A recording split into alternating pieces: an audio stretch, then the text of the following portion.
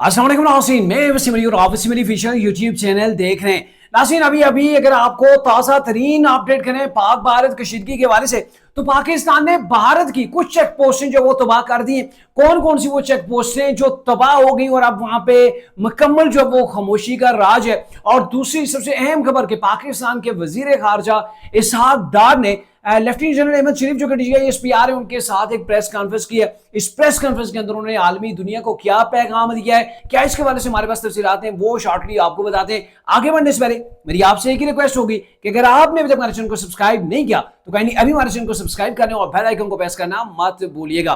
तो नाज़रीन, हालत जंग के अंदर है पाकिस्तान और बॉर्डर्स के ऊपर डेफिनेटली जो वो कशीदगी बढ़ गई है। बल्कि सिर्फ कशीदगी नहीं बढ़ी है, जो फायरिंग का तबादला हो रहा है, गोलाबारी जो वो बॉर्डर्स के ऊपर जारी है। और कुछ बॉर्डर्स हैं जिनके बारे में मैं आगे चल के आपको आगाह करूंगा कि वो वहां पे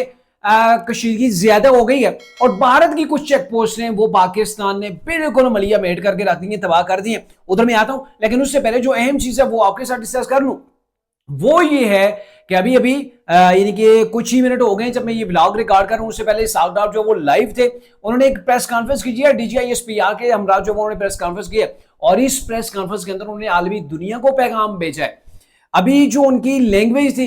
जिस अंदाज के अंदर उन्होंने अपना मुकदमा आलमी दुनिया के सामने पेश किया, शायद कुछ लोग होंगे जो उनके ऊपर तनकीद करेंगे, भाई ये तो पाकिस्तान ने ले डाउन कर दिया, आप इतना झुके हुए क्यों हैं, आपने ऐसी लैंग्वेज क्यों इस्तेमाल की, इतनी बार मजम्मत क्यों की। लेकिन मैं उनसे कहना चाहूंगा कि ये जब मैं आपको पढ़ के सुनाऊंगा क्या क्या कुछ कहा जो वो इसहाक डार की जनब से कहा गया, आलमी दुनिया को दिखाया गया, तो उसके अंदर क्यों ये चीजें जरूरी थी, ये मुकदमा आलमी दुनिया के सामने क्यों रखना जरूरी था, इससे पाकिस्तान को क्या फायदा होगा, भारत को क्या नुकसान होगा, ये तमाम तफसील से मैं आपको आगाह करता हूं। लेकिन उससे पहले जो अहम पॉइंट्स है वो मैं आपके सामने रखूं कि वजीर खारजा इसहाक डार ने जो वो क्या आलमी दुनिया के सामने जो वो पैगाम रखा, क्या वो चीजें रखी। तो सबसे पहले पाकिस्तान की जानब से इसहाक डार जो कि deputy prime minister of Pakistan भी हैं और वजीर खारजा भी हैं, उन्होंने कहा जी पाकिस्तान ना पहलगाम वाक़े में मुलव्वस है, ना पहलगाम वाक़े का बेनिफिशियरी है। वजीर खारजा ने यह कहा, यह बड़ी अहम चीज है कि पाकिस्तान ने यह वाकया नहीं किया। एक तो उन्होंने इस चीज की तरदीद कर दी कि जो भारत जो है वो पाकिस्तान के ऊपर इल्जाम लगा रहा था, साथ में उन्होंने यह भी कह दिया कि पाकिस्तान सिर्फ बेनिफिशियरी नहीं है, पाकिस्तान को इससे क्या हासिल होगा। एक तरफ तो आपने ये इल्जाम पाकिस्तान के ऊपर लगाने के बाद एक तो पाकिस्तान के ऊपर एक तरह से आपने जंग भी मुसल्लत कर दी, दूसरा ये कि पाकिस्तान के साथ जो आपके मुआहदे थे, जो सिंतास मुआहदा था, उससे भी आप अगर निकल गए तो इसका पाकिस्तान को तो फायदा सर नहीं हो रहा है ना। ये क्यों जो है वो निकला भारत सिंतास मुआहदे से, ये तो आपको भी पता है कि बहुत से केसेस हैं जो भारत जो है वो वायलेशन करता रहा सिंतास मुआहदे की, तो उसका केस जो वो पेंडिंग है, मतलब एंडिंग के करीब ही है। तो उसके अंदर भी भारत के गले के अंदर ये चीज आ सकती थी कि आपने जो वो इतनी बार इस वादे की, इस जो आपने वो किया था, उस वक्त जो साइन किया था उसकी आपने खिलाफ वर्जी की है मुआहदे की, तो उसके अंदर भी जो है वो उनके ऊपर कदगन लग सकती थी। अच्छा, फिर इसहाक डार ने कहा मासूम शहरियों का कत्ल काबिल मजम्मत है। और डेफिनेटली हमें इस्लाम भी इसकी जो वो यही सबक देता है कि मासूम शहरियों को जिन्होंने आपके खिलाफ हथियार नहीं उठाए हुए, हालत जंग के अंदर भी आप उनके ऊपर अटैक नहीं कर सकते, उनकी जान नहीं ले सकते। और यही चीज है कि इसहाक डार ने इंग्लिश के अंदर मुकम्मल उनकी स्पीच दी, लेकिन उसके अंदर उन्होंने कुरान और हदीस के हवाले जो है वो उसके अंदर उन्होंने दिए। पहलगाम वाकये में इंसानी जानों के नुकसान पर अफसोस करते हैं, मासूम शहरियों का कत्ल काबिल मजम्मत है, इसहाक डार साहब ने कहा। और फिर इसहाक डार ने थोड़ी सी वो भारत के जो है वो कान खिंचाई की अपनी स्पीच के अंदर। उन्होंने कहा जी भारत खित्ते में जानबूझकर हालात को कशीदा कर रहा है, यानी कि जानबूझने से क्या मुराद है कि उसने एक ऐसा ड्रामा रचाया, ड्रामा रचाने के बाद जो वो एक एटमी कुव्वत पाकिस्तान जो कंट्री है, जो उसका नेबर है, उसके ऊपर उसने इल्जाम लगा दिए, सरहदों के ऊपर उसने कशीदगी जो है वो शुरू कर दी। तो ऐसे हालात के अंदर ये पूरे खित्ते के लिए जो है ना वो हालात खराब हो सकते हैं, क्योंकि एटमी कुव्वतें हैं ना। मैं आपको बताऊं कि अगर एक घर के अंदर दो बहन लड़ जाए ना तो सर चादर चार दीवारी बाकी रहना उसका महाल हो जाता है, उसने भी गिर जाना होता है। तो ये तो दो एटमी मुल्क हैं और इनकी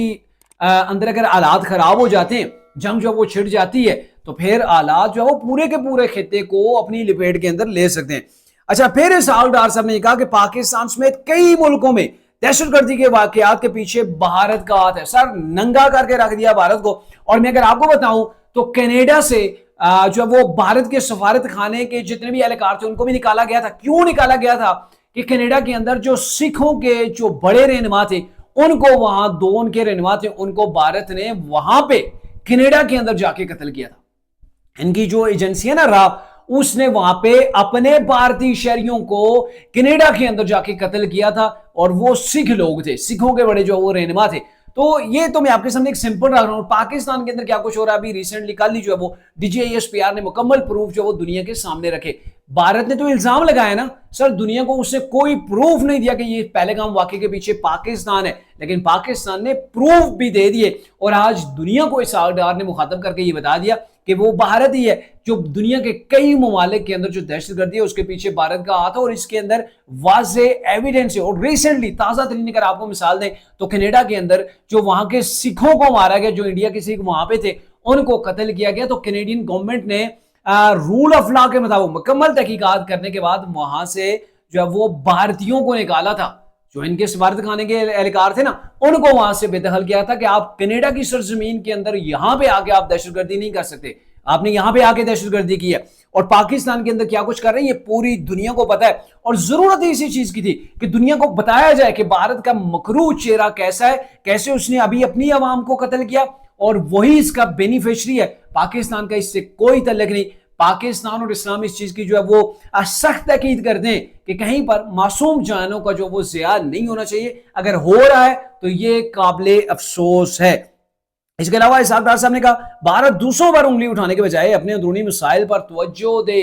डेफिनेटली ये वो चीज है कि भारत के अंदर क्या हो रहा है। अभी आप देखें ना 2 करोड़ सिखों के हवाले से उन्होंने ऐलान कर दिया, जो सिख हैं वहां पे, उन्होंने कहा जी पंजाब के अंदर अगर भारत पाकिस्तान के ऊपर चढ़ाई करता है तो वो पाक जमीन है पाकिस्तान, उसकी तरफ हम भारत को जो है वो नहीं जाने देंगे। भारत की फौजों के साथ हम लड़ाई करेंगे। ये कौन कह रहा है? ये भारतीय पंजाब जो है वो कह रहा है,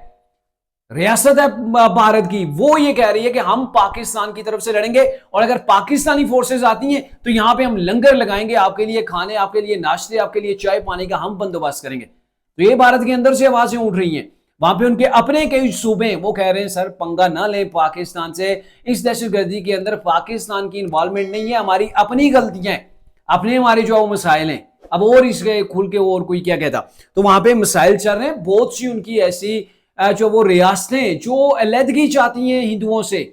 बेसिकली जो हिंदुओं के पास गवर्नमेंट है ना भारत के अंदर मोदी के पास, तो ऐसी तहस्सुब वाली गवर्नमेंट है कि अल्लाह मुआफ करे, इन्होंने मुसलमानों का तो वहां पे जीना आराम कर रखा है। अभी आप मकबूजा कश्मीर के हालात देखें तो वहां पे जो है वो टारगेट किया जा रहा है मुसलमानों को,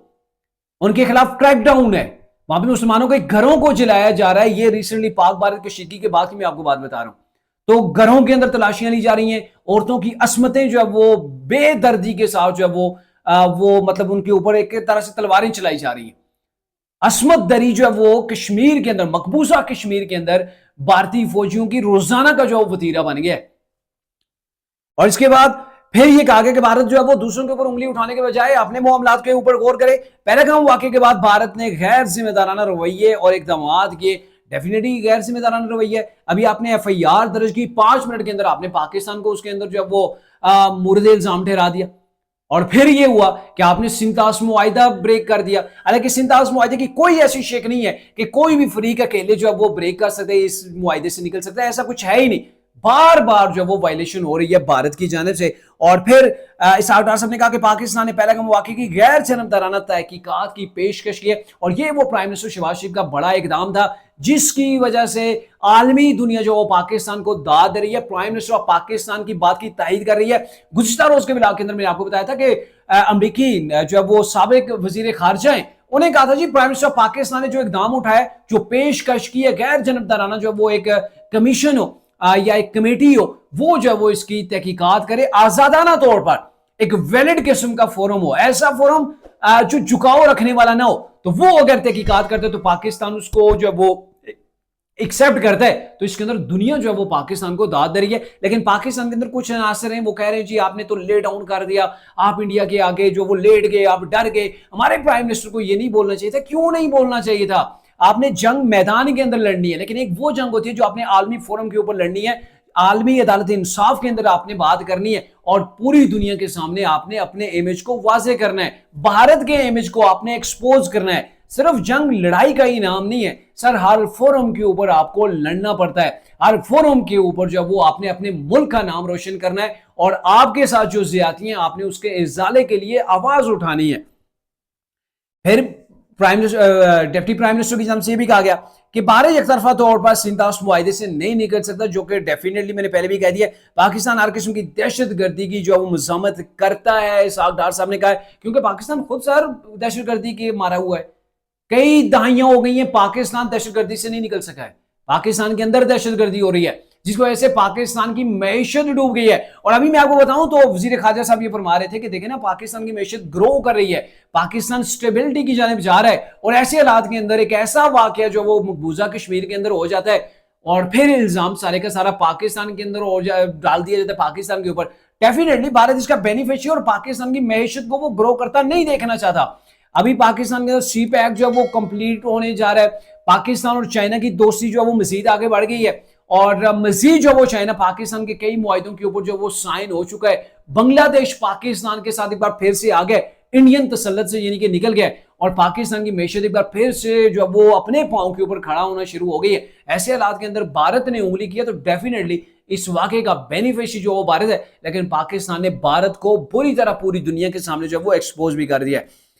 अच्छा, फिर ये कहा गया कि पाकिस्तान की कौमी सलामती कौंसिल का वाज़ेह पैगाम है कि पानी रोकना जंग तस्वर किया जाएगा, यानी कि अगर भारत ने पानी पाकिस्तान का रोका, जैसा कि उसने कहा कि हम मुआहिदा तोड़ रहे हैं सिंतास मुआहिदा, तो फिर अगर रुक गया तो ये पूरी दुनिया को हम बता दें कि पाकिस्तान इसको जंग तस्वर करेगा और जंग में पहल नहीं करेंगे, लेकिन अगर भारत ने मुहिम जोई की तो पाकिस्तान इसका सख्त रद्द अमल देगा। तो अभी भारत मुहिम जोई का ही सोच रहा है ना, अभी उन्होंने अपनी आर्मी को, अगर मोदी ने जो वो गो हेड दे दी है कि आप पाकिस्तान के ऊपर कहीं पर भी अटैक करो, ये जो कुछ भी हुआ है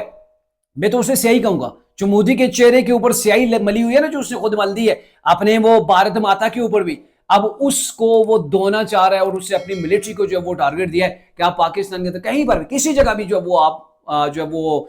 इसकी जो स्ट्राइक करो, कोई हमला करो, फौजी कार्रवाई करो, ताकि ये सारी चीजें धुल सके। मैं कहूं हमने जो वो बदला ले लिया, लेकिन पाकिस्तान ने कहा हुआ है कि अगर आप जहारियत करेंगे तो फिर उसको आप मल्टीप्लाई कर लीजिएगा, मल्टीप्लाई कई गुना जब वो आपको इसके साथ जो वो जवाब देना पड़ जाएगा। तो ये जो वो तमाम डिटेल थी जो मैं आपके साथ शेयर करना चाह रहा था, ये इसहाक डार ने बुनियादी तौर पर चीजें रखी और मेरे ख्याल में आलमी फोरम के तक ये चीजें पहुंचाना बहुत ही जरूरी था और यही वजह है कि इसहाक डार की मुकम्मल प्रेस कॉन्फ्रेंस जो थी वो इंग्लिश के अंदर थी, पैगाम आलमी दुनिया को जो पाकिस्तान ने पहुंचा दिया है। और मेरे ख्याल में अब पाकिस्तान के जो दोस्त मुमालिक भी है ना सर, वो इन तमाम चीजों को लेकर पाकिस्तान को अप्रिशिएट भी करेंगे और दुनिया के अंदर पाकिस्तान के मुकदमे को जो है वो मजबूत बनाने की जो वो कोशिश करेंगे। अच्छा, इसके साथ मैं आपको बताऊं जी, भारतीय फौज जो है वो सीज फायर की जो खिलाफवर्जी कर रही है मुख्तलिफ सेक्टर्स के ऊपर और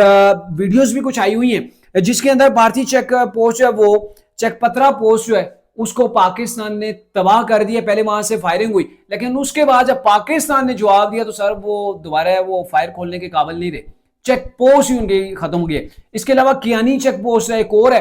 तो ये वो चेक पोस्ट ने जहां से गुज़िश्ता रात जो वो बॉर्डर के क्रॉस जो है वो पाकिस्तान के ऊपर, कश्मीर के ऊपर, जहां पे पाकिस्तान की फोर्सेज हैं एलओसी के ऊपर, वहां पे भारत की जानब से बिला इश्तियाल फायरिंग की गई, लेकिन जब पाकिस्तान ने जवाब दिया